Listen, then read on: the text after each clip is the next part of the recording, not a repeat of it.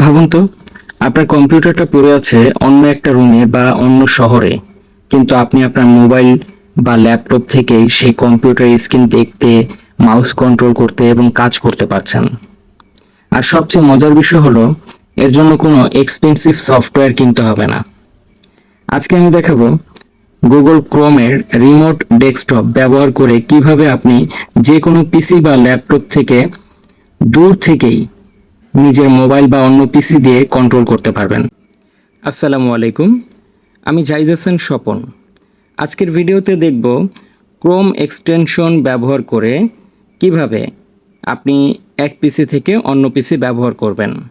So প্রথমে আমরা Google Chrome open করব এবং এখানে লিখব ক্রোম রিমোট ডেস্কটপ।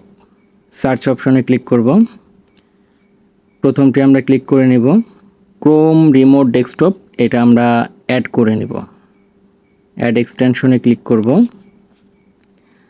এখন এই পেজটি আমাদের প্রয়োজন হবে না, আমরা সরাসরি এক্সটেনশনে চলে যাব।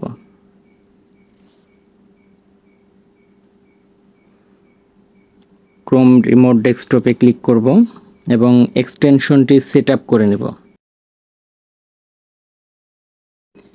আমি চাইলে আমার পিসি নেমটি চেঞ্জ করে নিতে পারবো।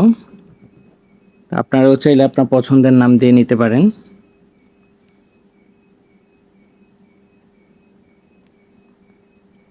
এরপর নেক্সট ক্লিক করব এবং এখানে পিন বা পাসওয়ার্ড দিতে হবে, যার মাধ্যমে আপনি আপনার ল্যাপটপ বা পিসি থেকে এই পিসি বা ল্যাপটপ অ্যাক্সেস করতে পারবেন।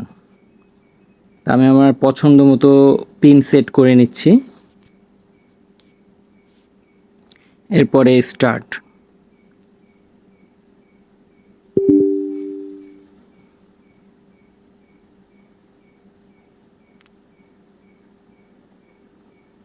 একটু সময় প্রয়োজন হচ্ছে।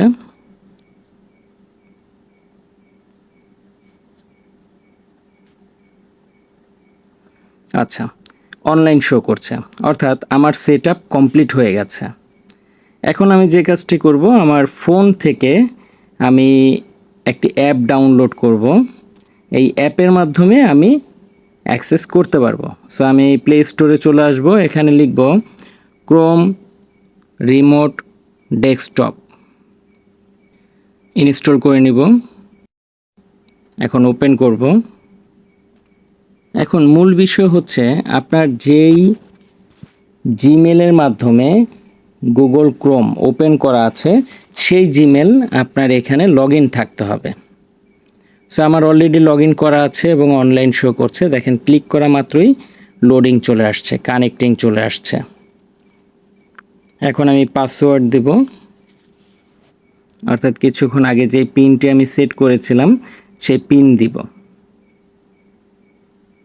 দেখুন, আমার ডেস্কটপ কানেক্ট হয়ে গেছে।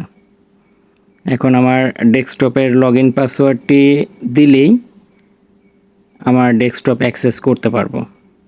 সো খুব সহজেই আপনারা অ্যাক্সেস করতে পারবেন যে কোনো স্থান থেকে, জাস্ট অনলাইন থাকলেই হবে, অর্থাৎ নেট কানেকশন থাকতে হবে। আজকে এই পর্যন্তই। আল্লাহ হাফেজ, আবার দেখা হবে।